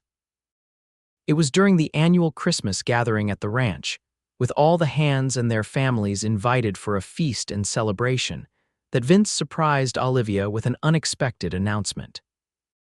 As they all gathered in the decorated main room of the house, he called for attention, standing tall and confident beside the hearth. "Friends and neighbors," he began, his voice carrying easily through the crowded space. "This year has brought many blessings to Whispering Creek Ranch. Good weather, healthy cattle, successful drives, and fair prices." Murmurs of agreement rippled through the gathering. But the greatest blessing, Vince continued, his eyes finding Olivia where she stood near Mrs. Holloway, came in an unlikely form. A woman with a burned wagon and nothing but determination, who has brought new life and purpose to this ranch and to its owner. Heat rose to Olivia's cheeks as all eyes turned toward her, but she lifted her chin and met Vince's gaze steadily. "Miss Zimmer, Olivia has agreed to allow me to court her these past weeks," Vince announced, drawing approving nods from many present. "But today, with you all as witnesses, I'd like to ask her a question that will determine the future of both our lives and this ranch we've all built together." Realization dawned as Vince crossed the room to stand before her, then, to Olivia's astonishment, knelt on one knee. A collective intake of breath from the onlookers seemed to suspend the moment in time. "Olivia Zimmer," Vince said, his voice steady despite the emotion evident in his eyes. "When you came into my life, you had lost everything except your courage and your dreams. You could have accepted defeat, but instead you chose to rebuild. In doing so, you showed me that what I had built here was incomplete without someone to share it with, specifically, without you." From his pocket, he withdrew a small box, opening it to reveal a delicate gold ring set with a single pearl surrounded by tiny diamonds. "This was my mother's," he explained softly. "The only thing of hers my father was able to keep safe through war and hardship." Olivia's heart seemed to stop, then race forward with renewed strength. Around them, the room had gone completely silent, every face intent on the scene unfolding before them. "I'm asking you to be my wife," Vince continued, his voice gaining strength with each word. "To join our dreams together, your orchard and my ranch becoming one enterprise, our separate lives becoming one shared journey. Will you marry me, Olivia, and make Whispering Creek Ranch truly complete?" For a moment, Olivia couldn't speak past the emotion constricting her throat. All the losses that had led her here, her parents, her Philadelphia life, her wagon and possessions seemed suddenly recast as steps on a path that was always meant to lead to this moment, this man, this future. "Yes," she finally managed, her voice clear despite the tears gathering in her eyes. "Yes, Vincent Lockwood, I will marry you." The room erupted in cheers and applause as Vince slipped the ring onto her finger, then rose to embrace her. Their kiss, modest in deference to their audience but filled with promise, sealed their commitment before the witnesses who had become their community. As congratulations poured in from all sides, Miguel approached with a special gift, a hand-carved wooden sign reading Whispering Creek Orchard and Ranch, the two enterprises joined by an elegant ampersand. "For your new beginning," he explained, presenting it to them both. "Two visions, one future." The celebration continued late into the evening, with music, dancing, and more food than even the hungry ranch hands could consume. Through it all, Olivia remained aware of the precious weight of the ring on her finger, of Vince's hand finding hers at regular intervals, of the shared glances that spoke of plans and promises yet to be fulfilled. As the last guests departed and the house quieted, Vince and Olivia stood together on the porch, watching stars emerge in the clear December sky. The air was crisp but not bitter, a gentle Texas winter night that bore little resemblance to the snowy Philadelphia evenings of Olivia's past. Happy? Vince asked, his arm around her shoulders, keeping her warm against the night chill. Beyond words, Olivia replied honestly, though also a bit overwhelmed. It's been quite a journey from that burning wagon to this porch. The longest journeys often lead to the best destinations, Vince observed, pressing a kiss to her temple. Any regrets about the path you've taken? Olivia considered the question seriously, as was her nature. Regrets about what I've lost, perhaps. I still wish I had my father's books, my mother's letters, but regrets about where I've ended up. She shook her head. None whatsoever. Good, Vince murmured. Because I have plans for us, Olivia Zimmer, soon to be Lockwood. Plans that will make that orchard of yours the finest in the hill country. Plans that will expand this ranch into something our children and grandchildren will be proud to inherit. The casual mention of their future family sent a warm glow through Olivia's heart. Tell me about these plans, she encouraged, leaning into his embrace. As the night deepened around them, Vince outlined his vision for their shared future, the orchard expanding year by year, the ranch growing more efficient with new breeding stock and modern methods, a larger house built when children came, perhaps even a small school established for the ranch families as the community grew. Olivia added her own ideas, marketing their fruit to the expanding railway networks, establishing a reputation for quality that would reach beyond Texas, perhaps even starting a nursery to supply other aspiring orchard growers with saplings adapted to the local climate. Their dreams intertwined as naturally as their fingers laced together, each strengthening and enhancing the other's vision rather than competing or diminishing it. In that quiet moment under the stars, Olivia recognized the true gift that had emerged from her disaster, not just a new beginning, but a partnership that multiplied rather than divided, that built rather than compromised. When should we marry? She asked as their conversation turned to more immediate plans. Spring, before the orchard planting begins. Sooner, Vince suggested. February, perhaps, after the winter work is complete but before the spring rush, just family and close friends. Miguel Mrs. Holloway, the hands who have become like family. February it is, Olivia agreed, imagining their simple but meaningful ceremony. And we'll plant the first trees together as husband and wife, Vince smiled, drawing her closer. A fitting start to our life together, sowing seeds for a future we may not fully see, but that others will harvest and enjoy long after we're gone. Quite poetic for a practical rancher, Olivia teased gently. You bring out unexpected qualities in me, Miss Zimmer, Vince replied, his voice deepening, poetry being the least of them. Their kiss beneath the winter stars held all the warmth of spring's promise, all the richness of summer's fulfillment, all the abundance of autumn's harvest, and all the quiet certainty of winter's rest before renewal. A complete cycle, a perfect circle, a journey that had begun in fire and would continue through all seasons to come. February arrived with unusual mildness, as if the Texas weather itself approved of the union about to take place at Whispering Creek Ranch. The ceremony, performed by a traveling minister who served the scattered ranches and small settlements of the region, was held in the main house, decorated simply but elegantly with early wildflowers and evergreen boughs. Olivia wore a gown of ivory silk ordered from San Antonio, its modest design enhanced by the skilled alterations Mrs. Holloway had lovingly added delicate embroidery around the collar and cuffs, tiny seed pearls accenting the bodice. Her mother's locket, recovered from the wagon fire, hung around her neck, while her father's watch, also salvaged, was carefully tucked into a small pocket sewn specially into her sash, her parents symbolically present on her wedding day. Vince, handsome in a new black suit that emphasized his broad shoulders and confident stance, watched with undisguised adoration as Olivia walked toward him through the gathered guests.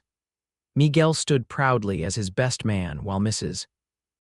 Holloway, serving as matron of honor, dabbed discreetly at her eyes their vows, traditional but spoken with personal conviction, echoed through the hushed room as they promised to love, honor, and cherish each other through all the seasons of life to come.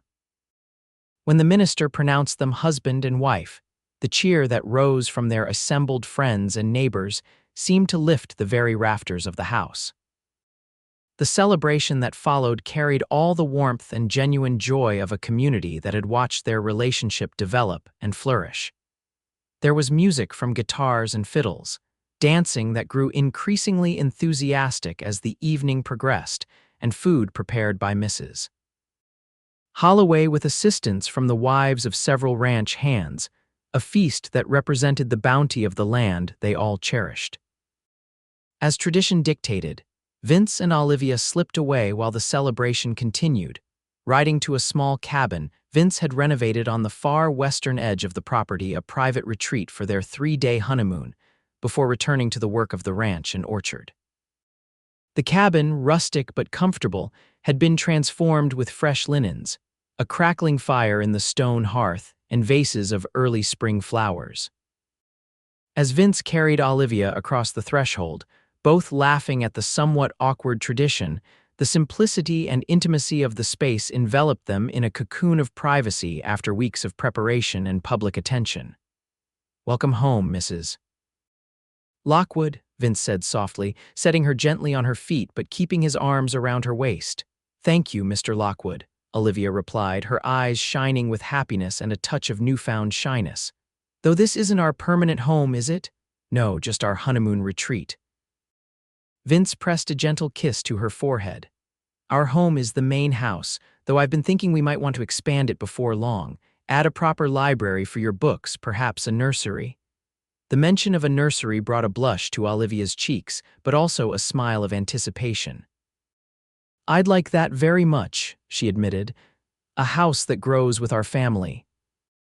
The days that followed were a revelation for both the discovery of each other as husband and wife, the private conversations that ranged from practical plans for their shared future to deeply personal hopes and fears, the physical expression of love that transformed their relationship yet again, deepening the bond between them in ways neither had fully anticipated. On their final morning in the cabin, they rode together to the orchard site, where the first saplings had arrived the previous week, carefully stored in the barn until planting could begin. Together, they planted the very first tree, a peach variety known for its hardiness and sweet fruit, using a silver spade that Miguel had presented as a wedding gift. "May it bear fruit for generations," Vince said as they patted the soil around the slender trunk. "And may those generations know how it began," Olivia added. "With a burned wagon, an offer of shelter, and 2 people who found in each other exactly what they needed to grow, spring unfolded in a flurry of activity at Whispering Creek Ranch." The orchard planting proceeded rapidly, with Olivia supervising the careful positioning of each sapling according to the detailed plan she and Vince had developed together. The irrigation system, more sophisticated than most in the region, drew admiring comments from neighboring ranchers who came to observe what some were calling the most ambitious diversification effort in the county. Alongside the orchard development, the traditional ranch work continued, carving season fence repairs, preparation for the summer cattle drive to the railhead. Vince moved seamlessly between these responsibilities, while Olivia maintained the accounts and correspondence with increasing efficiency, allowing her to dedicate significant time to the orchard's establishment. Their life together settled into a rhythm of shared purpose and deepening affection. The main house, as Vince had suggested, began to undergo changes, a new wing added for the promised library, the master bedroom expanded for greater comfort, and yes, a room adjacent to it prepared as a nursery, though it remained empty for the time being. Summer arrived with its intense heat and occasional violent thunderstorms, testing the newly planted orchard. Olivia watched anxiously as young trees bent in strong winds or suffered in the scorching sun, but Vince's careful planning with windbreaks and the irrigation system proved their worth. By August, the saplings were established, their survival rate higher than even the most optimistic projections. "They're fighters," Vince observed one evening as they walked among the rows of young trees. "Like their caretaker." Olivia smiled, leaning into his side as his arm encircled her shoulders. "With proper support and nurturing, most living things can thrive even in challenging conditions." "Speaking of thriving," Vince began, his tone casual but with an undercurrent of excitement, "Mrs. Holloway mentioned you've been unwell in the mornings lately." The observation brought a flush to Olivia's cheeks. She had been hoping to share the news in a more dramatic fashion, but perhaps the direct approach was better. "Yes, for about 2 weeks now," she confirmed. "I visited Dr. Roberts in Dry Creek yesterday while you were checking the north pasture."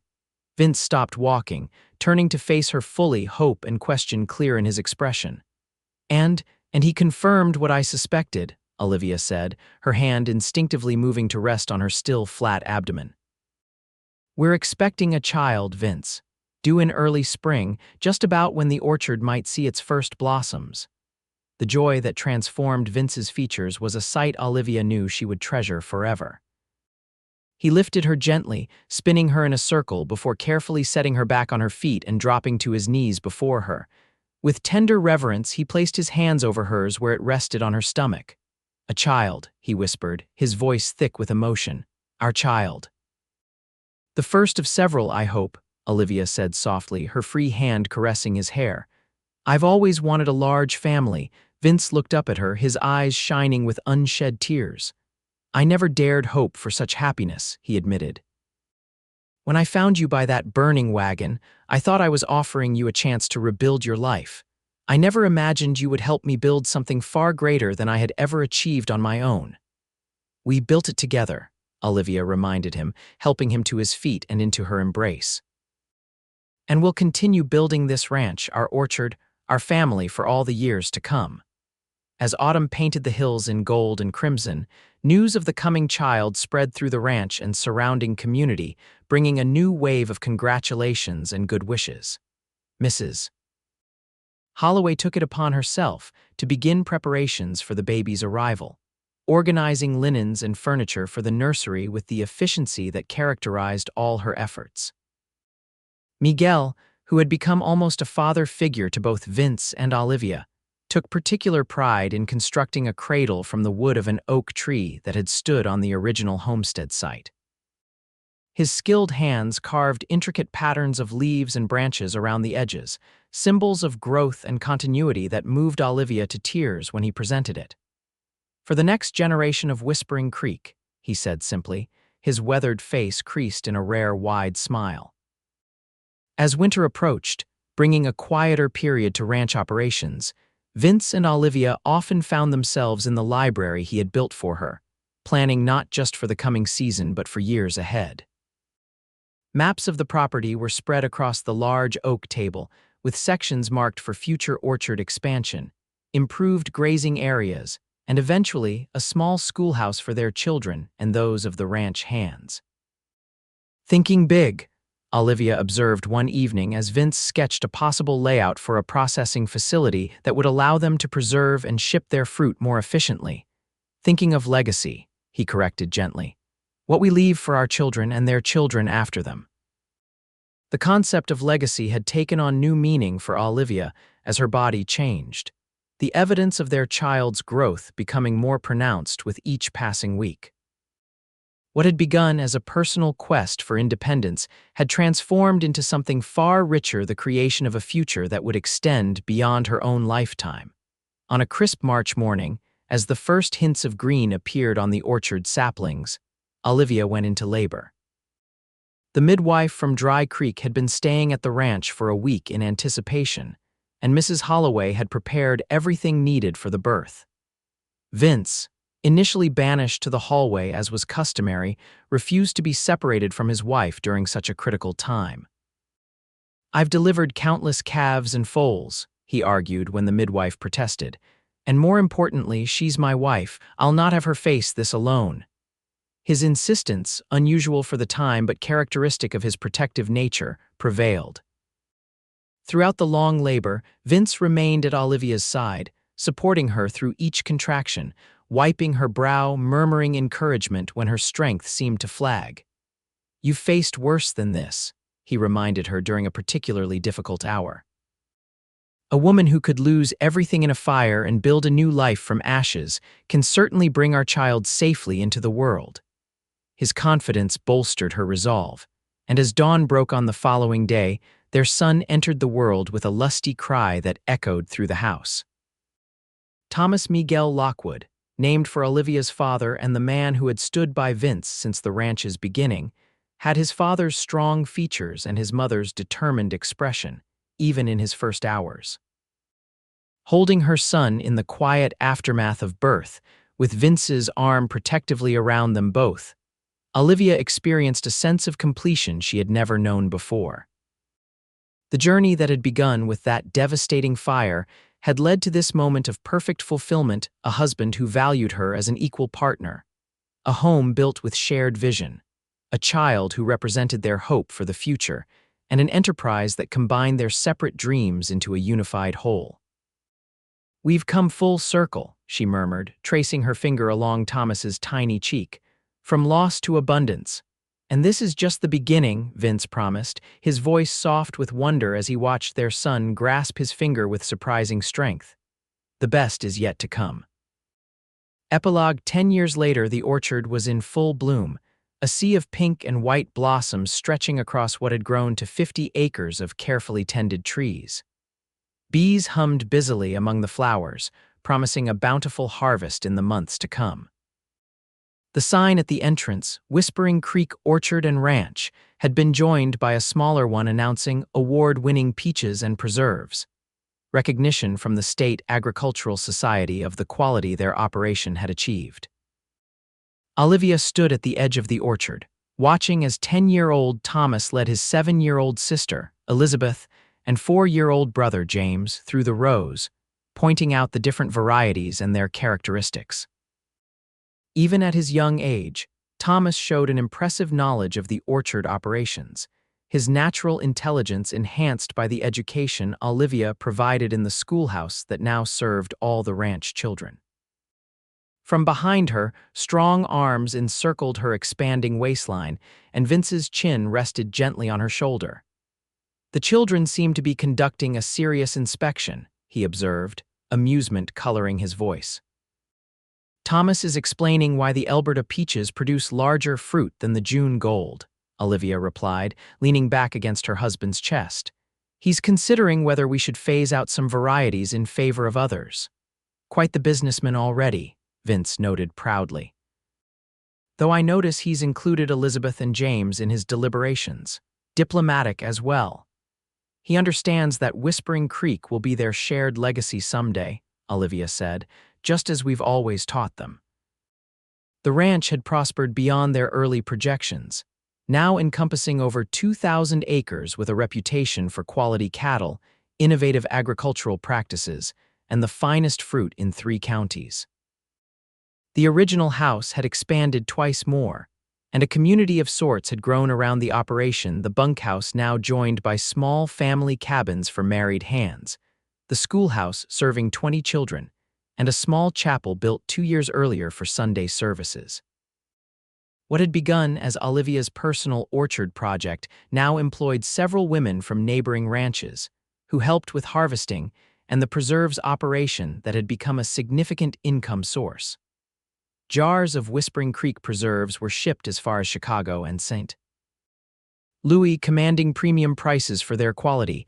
"And how is this one doing?" Vince asked, his hand gently caressing the swell where their 4th child grew. "Still active, constantly," Olivia confirmed with a smile. "Dr. Roberts thinks perhaps another boy, based on how I'm carrying, but I'm not convinced. This one feels different somehow." "Boy or girl, they'll be welcomed and loved," Vince said, the same wonder in his voice that had been present with each pregnancy. "Another branch on the tree we've planted here." Olivia turned in his arms to face him, noting the silver now threading through his hair at the temples. the laugh lines deepening around his eyes evidence of the decade they had shared, of happiness that had outweighed the inevitable challenges and sorrows of life. "Do you ever think about that night?" she asked. "When my wagon burned and you found me standing there with nothing?" "Often," Vince admitted, "though less as a tragedy now and more as the moment that changed everything for the better." "I was so frightened," Olivia recalled. "So certain that all my dreams had literally gone up in smoke. I couldn't imagine then what would grow from that disaster." "And now," Vince prompted, his hands warm and solid at her waist. Olivia gestured toward their children, visible through the orchard rows as they continued their serious discussion of fruit varieties. Beyond them, the ranch building stood solid and well-maintained, smoke rising from the main house chimney where Mrs. Holloway, still with them, though moving more slowly these days, would be preparing the evening meal. "Now I see that sometimes we have to lose everything to find what truly matters," she said simply.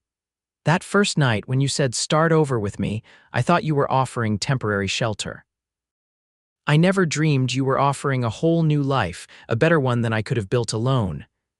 "I didn't know it myself then," Vince confessed. "But looking back, I think part of me recognized something special from that first moment: your courage in the face of total loss, your determination to move forward rather than surrender to circumstance." Their conversation was interrupted by the children's approach, Thomas leading the way with an air of importance. "Papa, Mama, we've been discussing the orchard expansion," he announced, his serious expression so like his father's that Olivia had to suppress a smile. "We think the southeastern slope would be best for the new varieties Mr. Harrison recommended." "Is that so?" Vince replied, giving the children's suggestion the same respectful consideration he would an adult's. "And what does Elizabeth think about this plan?" 7-year-old Elizabeth, who had inherited her mother's analytical mind and love of figures, stepped forward. "The southeastern slope gets morning sun but afternoon shade from the oak grove," she explained confidently. "And the soil there tested well when you and Mama checked it last month." "Very observant," Olivia praised. "And James, what's your opinion?" 4-year-old James, the most free-spirited of their children, shrugged his small shoulders. "I think we should plant some apple trees too. I like apples better than peaches." This practical contribution brought laughter from his parents and siblings, the simple joy of the moment crystallizing for Olivia all they had built together, not just the tangible ranch and orchard, but a family united in purpose while honoring each member's individual perspective. As they walked back to the house together, Thomas and Elizabeth still debating orchard varieties while James skipped ahead, Vince took Olivia's hand in his, their fingers intertwining with the easy familiarity of a decade's partnership. "From ashes to abundance," he said softly, echoing the phrase that had become something of a family motto over the years. "And more abundant with each passing year," Olivia agreed, her free hand resting on the promise of their growing family. Behind them, the orchard blossoms danced in the gentle spring breeze, and before them, Whispering Creek Ranch spread out in all its hard-won prosperity, the legacy they were building together, born from a moment of devastating loss that had, against all odds, led to the richest of lives.